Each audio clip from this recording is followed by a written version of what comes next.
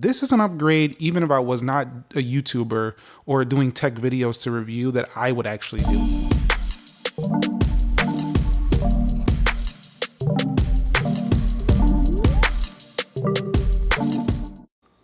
Now, when it comes to the display panels, you can see that the bezels look a little bit thinner to me on the iPhone 14 Pro Max. There's better viewing angles, it looks like, maybe on the iPhone 14 Pro Max, but you'll see the major difference is up there at the top. So we do have this longer notch right here, and we do have the dynamic island on the right. So definitely, I think if you're looking for something a little bit more fresh looking, it's going to be obviously the dynamic island. Now, when it comes to scrolling, both of them are very smooth because iOS is super smooth. However, you're going to find a much smoother 120 hertz on the right.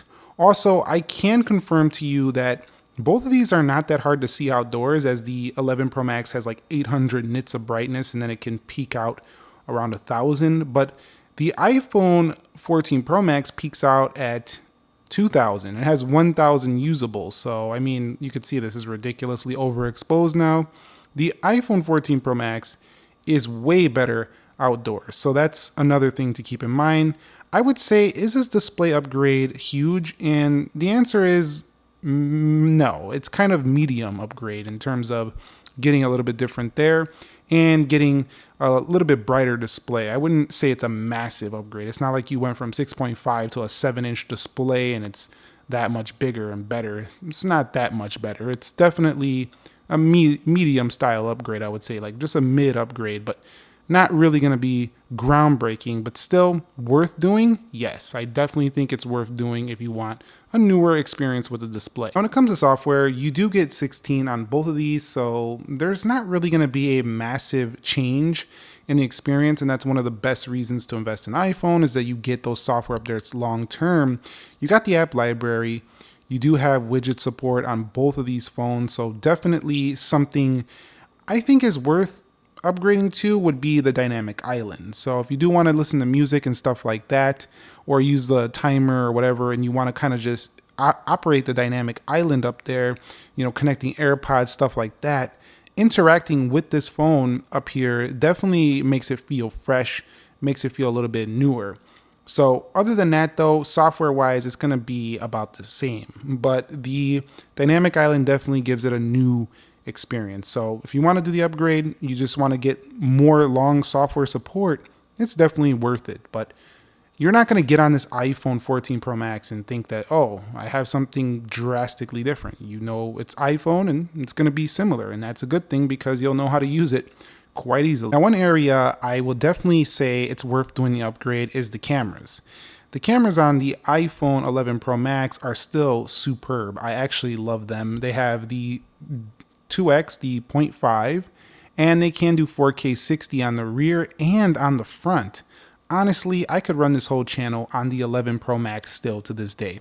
Apple made a long-lasting camera system when they made the 11 Pro. It was an amazing setup at the time, but they've made it even better now. And I'm actually recording this video now on the 14 Pro. I like recording on these 14 Pros because the video got so good, but now you can go 3x. So not a 2, but a 3x and 15 on the zoom. So that's pretty good. Also in video, the video is improved and cinematic video is better. You also have RAW support with 48 megapixels on board. And the front-facing camera also got upgraded this year with autofocus. So you can actually bring things in there and it'll focus on the subject. It's hard to do it behind camera, but definitely it'll focus on that. So I'm going to tell you, man, I would definitely pick this upgrade. If you're looking for a massive camera change, go with the iPhone 14 Pro Max. It's going to be night and day upgraded over the 11 Pro Max. But the 11 Pro Max still holds on fine, again, if you wanted to wait for the iPhone 15. Now, when it comes to battery life, the iPhone 11 Pro Max, definitely a little bit smaller, not as good of a battery life as the iPhone 14 Pro Max, but it still gets me through a day and then some. So I would say if you loved how great your iPhone 11 Pro Max's battery life was, go ahead and pick up the 14 Pro Max. It's for sure worth it. You're going to get a more modern phone and you're going to get the battery life like you had when you originally got the iPhone 11 Pro Max. Now, when it first launched, it had some issues, but now that we had some updates. The iPhone 14 Pro Max just performs stellar. So I gotta say, it's a thumbs up. Now, the 14 Plus is still better than this phone, but if you had an 11 Pro Max and you come here, you're not going to be disappointed. That's what I've experienced between these two. Now, another area that's a good update is the storage. So if you want to get up to 1 TB, you can do that now. This did have an option of 512 gig. If you used it all up or you're getting a little bit close, you can upgrade to a 512 and a 1 TB iPhone 14 Pro Max. So that can be a good reason to change or do an upgrade, is for that extra storage. Another area that got better was the audio. It's worth it. You are paying a price premium over last year, but you're getting a lot more here. Now there is a 12 megapixel camera on the back. So I've just found that the iPhone 14 Pro Max gets louder. It definitely has an improved just overall audio performance when you are, just listening to stuff through these speakers over here. So definitely, if you're looking for better audio, go for the iPhone 14 Pro Max.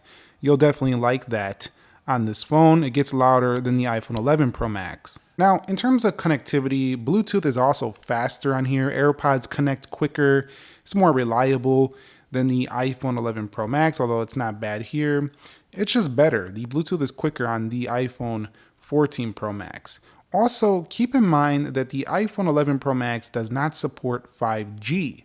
So if you skipped out on the 12 series, you skipped out on the 13 series, and you're still on your 11 Pro Max, and you finally want to do 5G, you can go ahead and do it on the iPhone 14 Pro Max. Keep in mind, though, that this is only eSIM support only. So if you like the SIM card that you had on your iPhone 11 Pro Max right here, you're definitely going to have to get used to using digital SIM now.